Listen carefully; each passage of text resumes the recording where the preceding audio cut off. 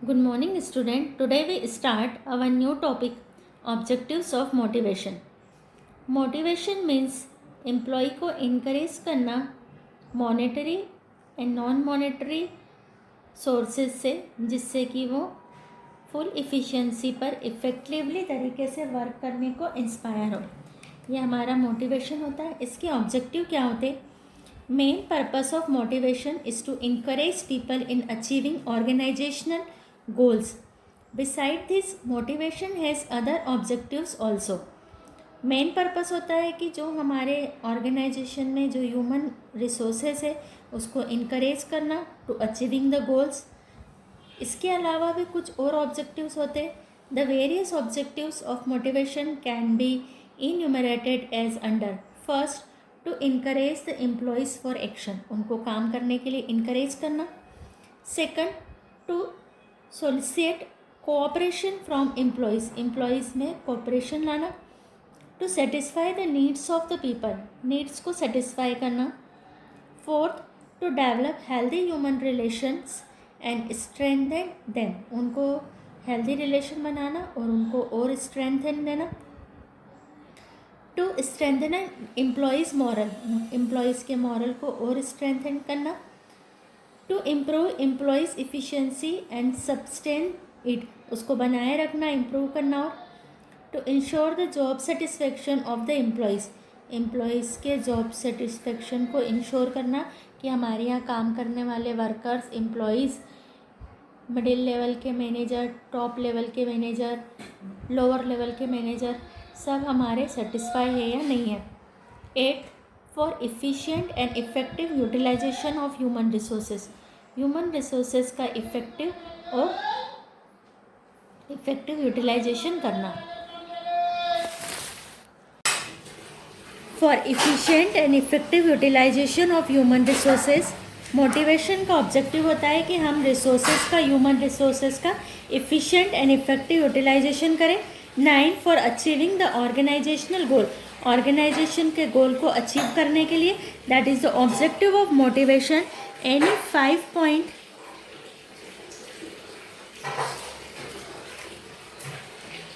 write in the copy and learn the 5 point of objective of motivation. Then need and importance of motivation. Very IMP question, importance of motivation. The success of an organization depends upon the optimum utilization of human resources. जो भी हमारे organisation की success है वो human resources के optimum utilisation पर depend करती है. It is an effective instrument in the hands of management in inspiring the workforce को इंस्पायर करने के लिए मैनेजमेंट के हाथ में जो सबसे इफेक्टिव इंस्ट्रूमेंट होता है वो मोटिवेशन होता है. It is the major task of every manager to motivate his subordinate और to create the will to work among the subordinate. Managers अपने सबऑर्डिनेट्स को मोटिवेट करना एक मैनेजर का मेन टास्क होता है और सबऑर्डिनेट्स के मन में विल टू वर्क करने की विलिंगनेस है, ये इंस्पायर करना मैनेजर का एक मेन टास्क होता है. एन एंटरप्राइज में have the best of the material, machines and other means of production, but all this resources are meaningless so long as they are not utilized by properly motivated people. एक enterprises में हम material का, machine का, other means of production, capital का, raw material का तभी सही use कर सकते जब हमारे जो मोटिवेटेड पीपल अगर वर्क करें. अगर हमने मोटिवेटेड पीपल हमारे यहाँ नहीं है तो हम कितना भी अच्छा मटेरियल, मशीन, मनी यूज़ करें, हमारा जो प्रोडक्शन होगा वो इतना अच्छा नहीं होगा. तो प्रॉपरली मोटिवेटेड पीपल जो हमारे प्रोडक्शन के मीन्स का यूटिलाइजेशन ऑप्टिमम और इफ़ेक्टिव तरीके से कर पाते. That means motivated people is must necessary in the organisation. Clarifying the importance of motivation, Rennie Slinkert has called the core of management. इसको क्या बोला? The core of management. core यानी base है ये हमारा मैनेजमेंट का. Allen has also stressed the importance and need of motivation by saying that poorly motivated people can nullify the soundest organization. अगर purely poorly motivated people है तो वो एक साउंडेस्ट यानी बहुत अच्छे मजबूत ऑर्गेनाइजेशन को भी फिनिश कर देते हैं, उसको भी गिरा देते हैं. तो ये यहाँ पर नीड्स में आप लोगों को यहाँ से लिखना है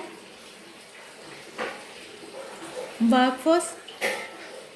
देन आपको दोनों में से किसी एक का कोड डाल देना है कि इम्पोर्टेंस के लिए इन्होंने दोनों में से किसी एक का कोड डालेंगे और फिर हमारा आंसर स्टार्ट होगा. Motivation brings about the following advantages. Motivation के ये एडवांटेजेस होते हैं. फर्स्ट है higher productivity. If the motivated person और work in our organisation then optimum utilization and of resources and efficiency of workforce is increased, and then result is a maximum output at minimum cost. Detail में देखेंगे. efficiency of a motivated employees is better than the non motivated employees. efficiency जो motivated employees की होती है वो non motivated employees से better होती है. the motivated worker will tend to be as efficient as possible by improving upon her his skills and knowledge.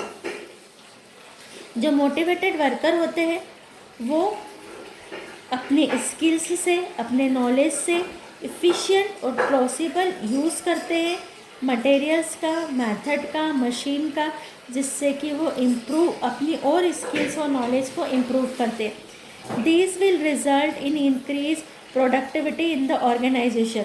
और इससे हमारे ऑर्गेनाइजेशन की प्रोडक्टिविटी इंक्रीज़ होती है. जब हमारे मोटिवेटेड पर्सन वर्क करते हैं हायर एफिशिएंसी से तब हायर प्रोडक्टिविटी होती है और हमारा जो ऑर्गेनाइजेशन का आउटपुट है वो इंक्रीज़ होता है.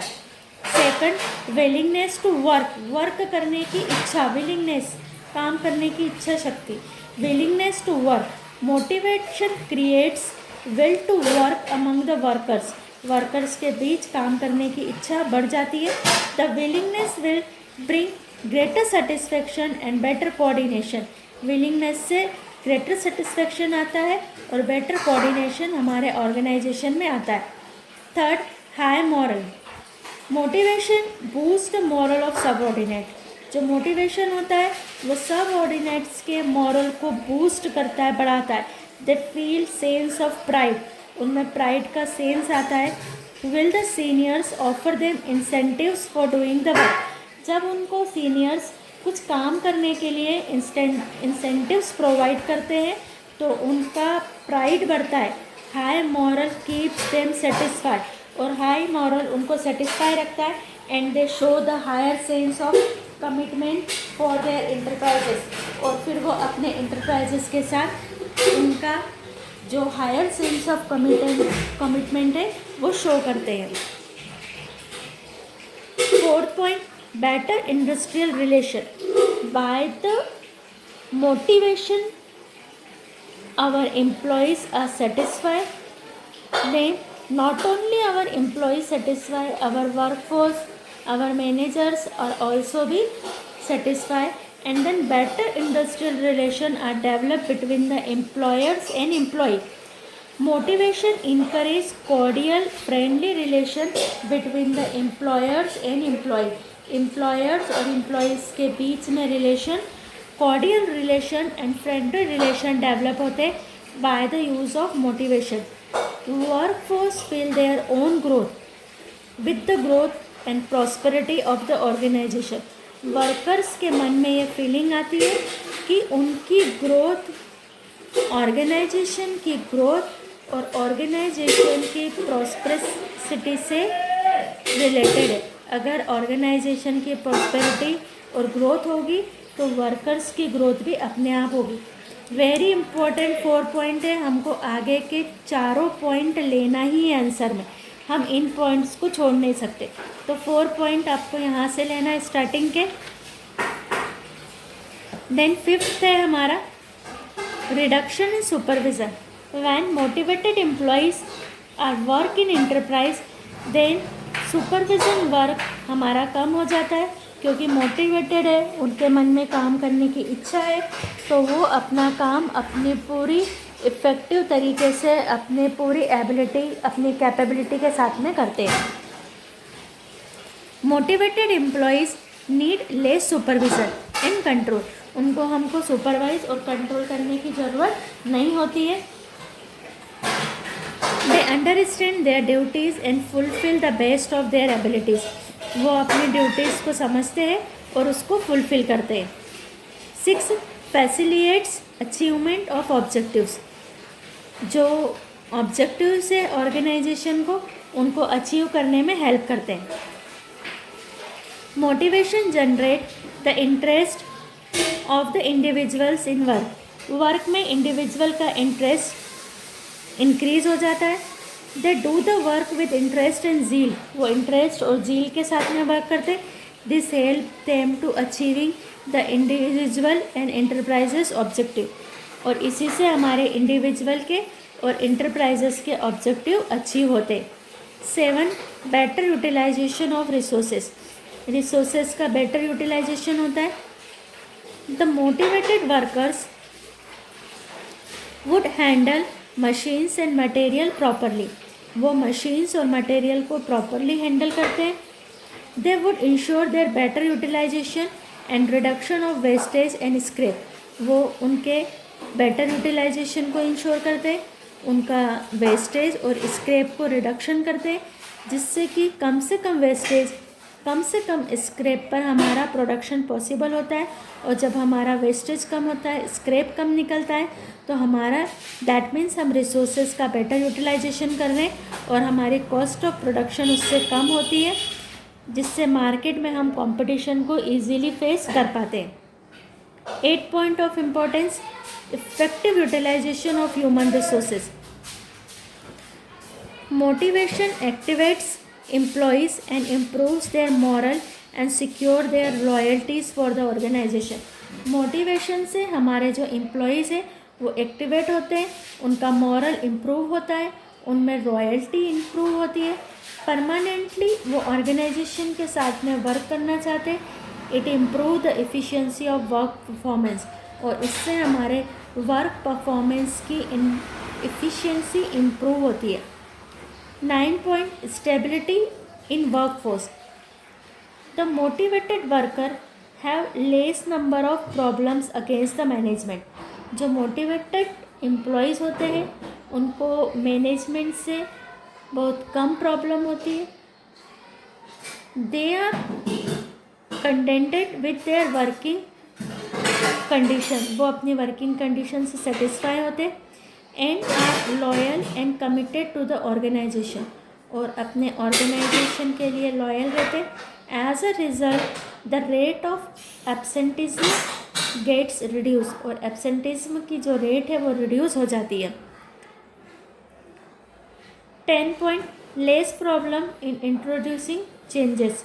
Due to changes in technology, consumer taste, competitors strategy, government policy etc., some chance may become necessary for the organization.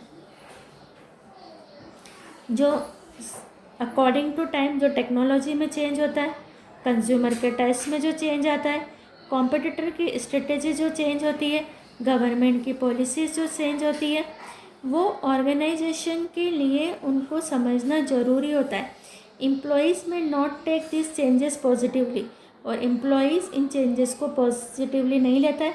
But if the employees are properly motivated, but अगर हमारा employee properly motivate है, they will be forward looking and positive to the changes. तो वो हमारा forward looking होता है, वो in future आगे देखने वाला होता है और वो पॉजिटिव चेंजेस को ईजीली एक्सेप्ट कर लेता है. तो 10 पॉइंट में से आगे के 4 आपको लेना है. और ये जो 1 2 3 4 5 6 पॉइंट है, इनमें से एनी 2 पॉइंट आपको चूज़ करना है. तो 4 + 2 6 पॉइंट का आपको इम्पोर्टेंस ऑफ मोटिवेशन लर्न करना है, कॉपी में लिखना है, इसका डिटेल विद डिटेल आपको अपनी कॉपी में लिखना है। Next topic is our Maslow's needs hierarchy theory और मॉडर्न थ्योरी ऑफ मोटिवेशन। एक मैस्लो थे, उन्होंने एक थ्योरी दी है हायरार्ची। हायरार्ची का मीनिंग होता है कि हमारे ऑर्गेनाइजेशन में नीचे से लेकर ऊपर तक की जो पोस्ट बनी हुई रहती है, वर्क फोर्स से एम्प्लॉयज़ से लेके लोअर लेवल के मैनेजर, मिडिल लेवल के मैनेजर, टॉप लेवल के manager, then general manager, CEO, board of director and share holder. तो ये जो पूरी हायरार्ची है, इसकी थ्योरी हमारी बनी हुई है। ऐसे ही हमारी मोटिवेशन की एक थ्योरी बनी हुई है कि मोटिवेट करते समय हमको एम्प्लॉयज़ को कैसे मोटिवेट करना चाहिए। पहले उनकी कौन सी नीड सेटिस्फाई होना चाहिए, देन उनकी कौन सी नीड पूरी होना चाहिए। तो हायरार्ची की एक थ्योरी है हमारी पूरी मैस्लो की नीड्स की, कि एक व्यक्ति की नीड्स कौन सी होती है। हमको पता है एक ह्यूमन की सबसे पहले बेसिक नीड्स होती है फूड, शेल्टर। तो food, shelter is a basic need of human being. तो सबसे पहले उसकी वो सेटिस्फाई होना चाहिए। ये सेटिस्फाई होने के बाद में उसकी नेक्स्ट आती है। तो ऐसे धीरे धीरे उसकी नीड्स की थ्योरी हम यहाँ पर पढ़ेंगे। Out of all the prevalent theories of motivation, the theory given by eminent psychologist Abraham Maslow is the most important one. In the year 1943, one of an article of Maslow's was published in which he explained the principle of overall motivation.